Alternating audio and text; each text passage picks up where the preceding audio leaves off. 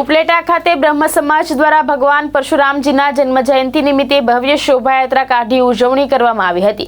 દર વર્ષની જેમ આ વર્ષે પણ ધામધૂમથી ઉજવણી થાય તેમ આ વર્ષે પણ શહેરોમાં ભક્તિભાવનો માહોલ જોવા મળ્યો હતો। ભગવાન વિષ્ણુના છઠ્ઠા અવતાર મનાતા પરશુરામ ભગવાનના જન્મજયંતિ નિમિત્તે ઉપલેટા શહેરમાં બ્રહ્મ સમાજ દ્વારા વિશાળ શોભાયાત્રાનું આયોજન કરવામાં આવ્યું હતું। શોભાયાત્રા ત્રિલોકનાથ મંદિરથી પ્રારંભ થઈ શહેરના મુખ્ય માર્ગો બસ સ્ટેન્ડ ચોક, બાવલા ચોક અને ગાંધી ચોક મારફતે પસાર થઈ હતી।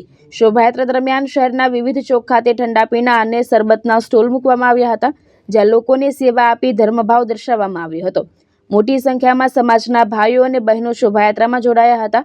શોભાયાત્રા પૂર્ણ થયા બાદ બ્રહ્મ સમાજ ખાતે ભક્તોએ એકત્રિત થઈ ભગવાન પરશુરામજીની ફુલહાર સાથે પૂજા અર્ચના કરી હતી।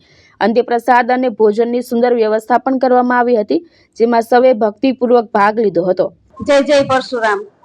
આજે પરશુરામ જન્મોત્સવ નિમિત્તે અમે ઉપલેટા સમસ્ત બ્રહ્મ સમાજ આજે એકઠો થયો હતો અને તેમાં ત્રિલોકનાથ મહાદેવના મંદિરેથી પરશુરામની શોભાયાત્રાનું આયોજન કરેલું હતું।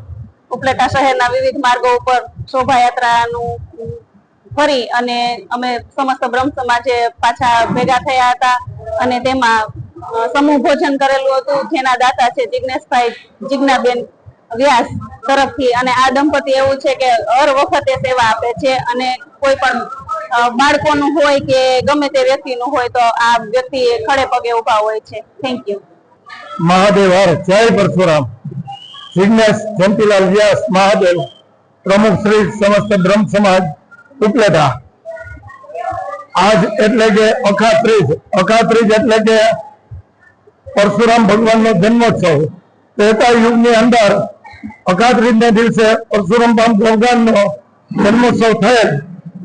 विष्णु भगवान ना छठा अवतार एटले के परशुराम भगवान, ત્યારથી બ્રાહ્મણો દ્વારા તેમના જન્મોત્સવની ઉજવણી કરવામાં આવે છે।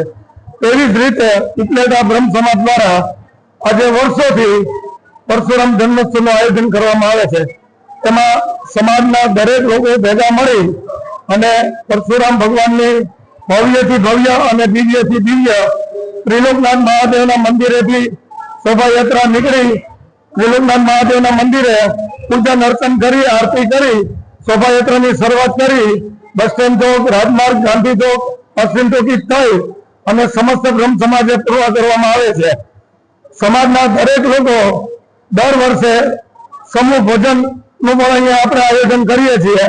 ગામના પ્રતિષ્ઠિત આગેવાનોને પણ અહીંયા આપણે પ્રસાદ માટે આમંત્રણ આપીએ છીએ અને પરશુરામ દાદાના વંશજો તરીકે આજે બ્રાહ્મણો આજે અમે ગૌરવથી કહી શકીએ કે ભવ્યથી ભવ્ય અને દિવ્યથી દિવ્ય શોભાયાત્રા અને સમૂહ ભોજનનું આયોજન અમારા તરફથી કરવામાં આવે છે।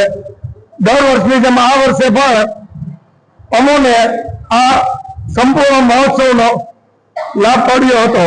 જય પરશુરામ મહાદેવ। ભાવેશ ગોહિલ, દ્રષ્ટિકોણ ન્યૂઝ, ઉપલેટા।